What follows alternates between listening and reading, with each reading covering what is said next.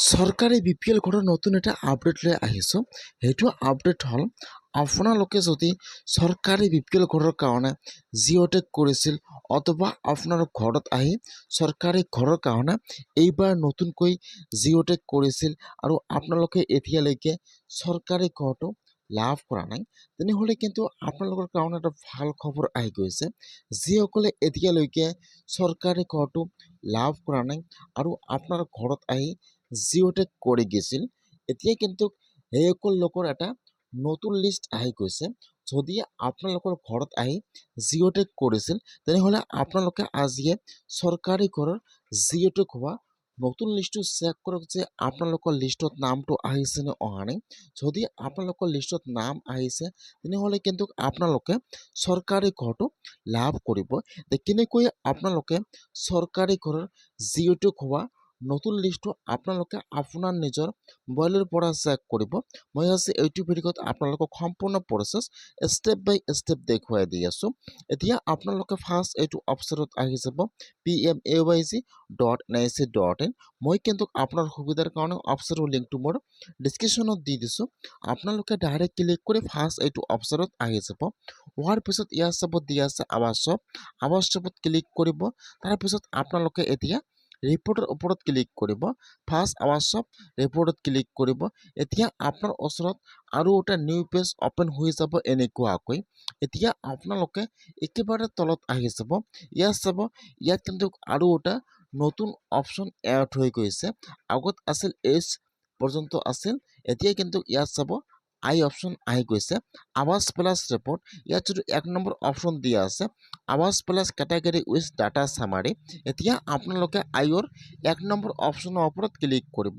আৱাজ plus category with, যেতিয়া আপোনালোকে আইৰ 1 নম্বৰ অপশ্যনৰ ওপৰত ক্লিক কৰিব, এতিয়া কিন্তু আপোনাৰ ওচৰত আৰু এটা নিউ পেজ অপেন হৈ যাব এনেকুৱাকৈ। ইয়াত অলৰেডি ষ্টেট নাম আছাম চিলেক্ট কৰা আছে। তাৰপিছত ইয়াত যিটো আপোনাৰ ডিষ্ট্ৰিক্টৰ নাম হয়, চিলেক্টত ক্লিক কৰি আপোনালোকে ইয়াত আপোনাৰ ডিষ্ট্ৰিক্টৰ নামটো চিলেক্ট কৰি লৈ ল'ব। তাৰপিছত ইয়াত আহি যাব আপোনাৰ ব্লকৰ নাম। এতিয়া আপোনালোকে চিলেক্টত ক্লিক কৰি আপোনাৰ ব্লকৰ নামটো চিলেক্ট কৰি লৈ ল'ব। তাৰপিছত ইয়াত আহি যাব আপোনাৰ পঞ্চায়তৰ নাম। এতিয়া আপোনালোকে ইয়াত আপোনাৰ পঞ্চায়তৰ নেমটো চিলেক্ট কৰি লৈ ল'ব। ইয়াত আপোনাৰ ফুল এড্ৰেছটো চিলেক্ট কৰি লৈ ল'ব। তাৰপিছত আপোনালোকে এতিয়া চাৰিমুঠৰ ওপৰত ক্লিক কৰিব। যেতিয়া আপোনালোকে চাৰিমুঠৰ ওপৰত ক্লিক কৰিব, এতিয়া আপোনাৰ ওচৰত লিষ্টটো অপেন হৈ যাব এনেকুৱাকৈ। ফাৰ্ষ্ট আহি যাব ডিষ্ট্ৰিক্টৰ নাম, তাৰপিছত আহি যাব ব্লকৰ নাম, তাৰপিছত ইয়াত আহি যাব আপোনাৰ পঞ্চায়তৰ নাম আহি যাব আৰু ইয়াত আপোনাৰ ঘৰৰ ৰেজিষ্ট্ৰেশ্যন ID নম্বৰ আহি যাব। তাৰপিছত ইয়াত আহি যাব বেনিফিচিয়াৰী ফুল নাম আহি যাব আৰু বেনিফিচিয়াৰী ফাদাৰ্ছ নেম আহি যাব। এতিয়া আপোনালোকে এইটো লিষ্টৰ পৰা চেক কৰি ল'ব যে আপোনালোকৰ লিষ্টত নামটো আহিছে নে অহা নাই। ইয়াৰ তলত ডাউনলোডৰ অপশ্যন দিয়া আছে।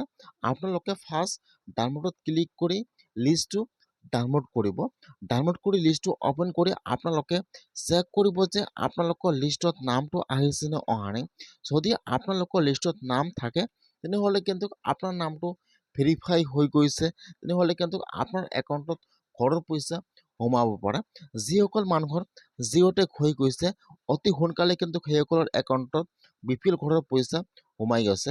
সেইকাৰণে আপোনালোকে যদি আপোনাৰ জিঅ' টেগ কৰিছিল তেনেহ'লে আপোনালোকে আজিয়ে এনেকুৱাকৈ চৰকাৰী ঘৰৰ জিঅ' টেগ হোৱা নতুন লিষ্টটো চেক কৰক যে আপোনালোকৰ লিষ্টত নামটো আহিছে নে অহা নাই বা আপোনালোকে চৰকাৰী ঘৰটো লাভ কৰিব নে নকৰে। এনেকুৱাকৈ আপোনালোকে চৰকাৰী ঘৰৰ নতুন লিষ্টটো চেক কৰক যে আপোনালোকৰ লিষ্টত নামটো আহিছে নে অহা নাই বা আপোনালোকে এইবাৰ চৰকাৰী ঘৰটো লাভ কৰিব নে নকৰে।